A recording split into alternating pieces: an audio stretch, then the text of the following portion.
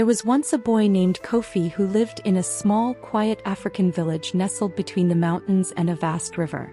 The village was simple, with huts made of clay and straw, and people who knew each other's names, lives, and secrets. The children played in the dusty streets while the adults worked the fields or fished in the river.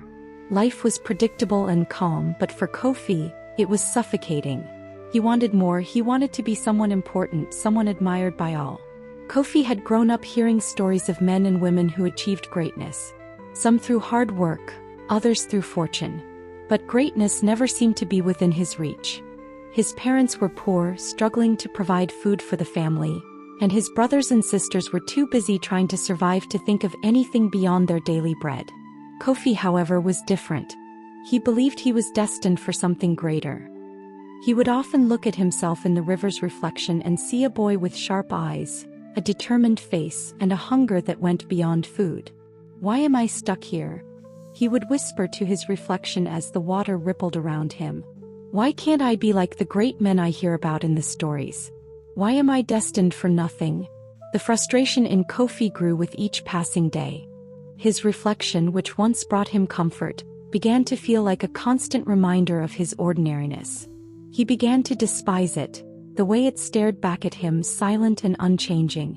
One day, while sitting at the riverbank, he struck the water in anger, watching as his reflection shattered into 1,000 tiny ripples.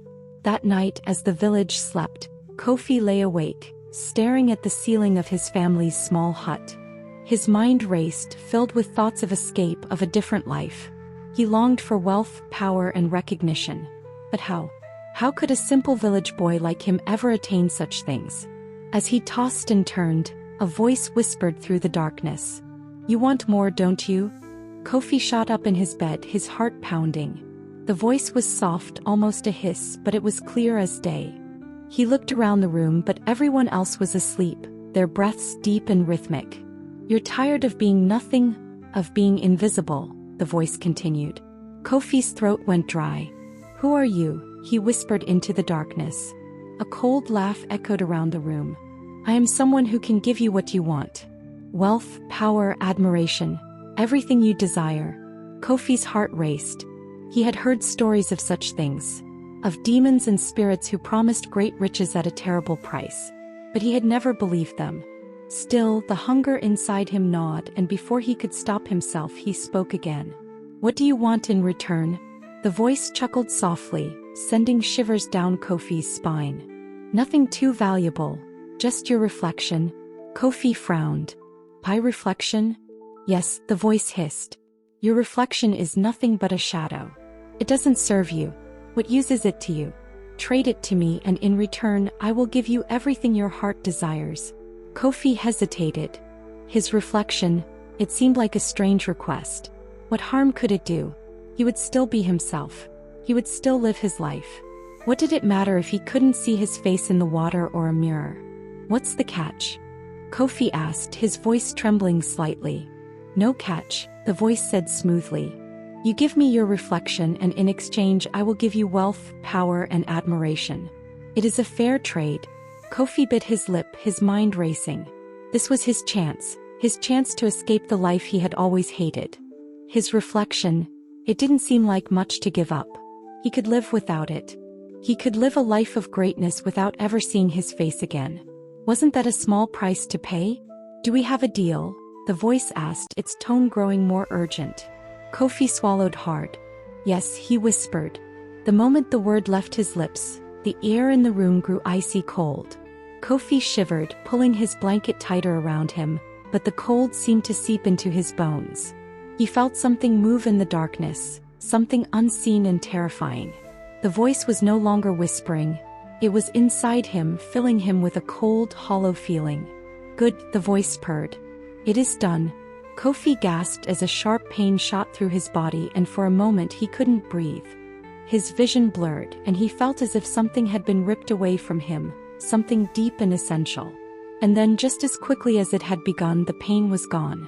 The room was silent again, the darkness no longer oppressive. Kofi lay back in his bed, his heart pounding, but he felt different. Stronger. Lighter. He touched his face, his chest, his arms. Everything felt the same. He was still Kofi. But something was missing. He knew it, though he couldn't quite place what it was. The next morning, Kofi rushed to the river. His heart pounded as he knelt by the water, staring into its smooth surface. But when he looked down, there was nothing. No reflection. The water was clear and empty, as if he weren't there at all. Kofi's stomach twisted, but then he remembered the voice's promise. Wealth, power, admiration, he whispered to himself. He stood up and returned to the village, determined to wait and see if the voice had kept its word.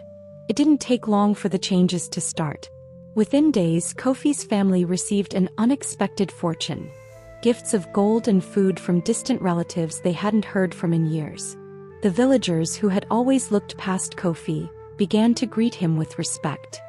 He was invited to sit with the elders, his opinions sought after as if he were someone of importance.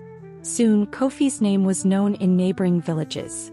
People spoke of his wisdom, his strength, and his luck.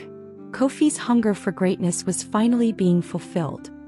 He walked through the village with his head held high, basking in the admiration of the people around him. But despite the wealth, the power, and the attention, something nagged at the back of his mind. He couldn't shake the feeling that something was wrong. At night, when the village was quiet and the stars hung low in the sky, Kofi would sneak back to the river and stare at the empty water. The sight of his missing reflection unsettled him.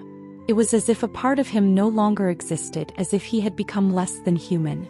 But he told himself it didn't matter. What use was a reflection when he had everything else? But then strange things began to happen. It started with whispers. At first they were faint, barely audible over the sounds of the village. But as the days went on, they grew louder. Kofi could hear them in the wind, in the rustling of the trees, in the crackling of the fire. The voices called his name, soft and insistent. Kofi. Kofi tried to ignore them, but they followed him wherever he went. No matter where he was, no matter what he was doing, the voices were there, always whispering, always calling. One night, as he lay in bed, unable to sleep, the voices grew louder than ever before. Kofi, Kofi, you belong to us now. Kofi shot up in bed, his heart racing. The room was dark, but he could feel something in the air, something cold and malevolent. He stumbled out of bed, his breath coming in ragged gasps. The voices were everywhere, filling his mind, his soul. Kofi, you cannot escape. He ran out of his hut into the night. The village was silent, the moon casting long shadows across the ground. Kofi's feet pounded against the earth as he ran, desperate to escape the voices, but they followed him, relentless. Kofi, we took your reflection, now we take your soul. Kofi's blood ran cold. The deal he had made. He had given away his reflection, but he had never realized what it truly meant. He had thought it was just a shadow, a meaningless image. But now he understood. The reflection wasn't just a part of him, it was his soul. And now it was gone, claimed by the demon who had promised him everything. No, Kofi screamed, his voice echoing through the empty village. I didn't know. I didn't understand. But the voices only laughed, cold and cruel. You made your choice, Kofi. Now it's time to pay. Kofi collapsed to the ground, his body trembling with fear. The darkness around him seemed to close in, suffocating him, pressing down on him from all sides. He could feel the demon's presence now, cold and hungry. It had come for him just as it had promised. Kofi tried to stand, but his legs gave way beneath him. He could feel his strength draining, his life slipping away. The wealth, the power, the admiration, it had all been a lie, a cruel trick to lure him into the demon's grasp. The ground beneath him began to shake, and the air grew thick with the smell of sulfur.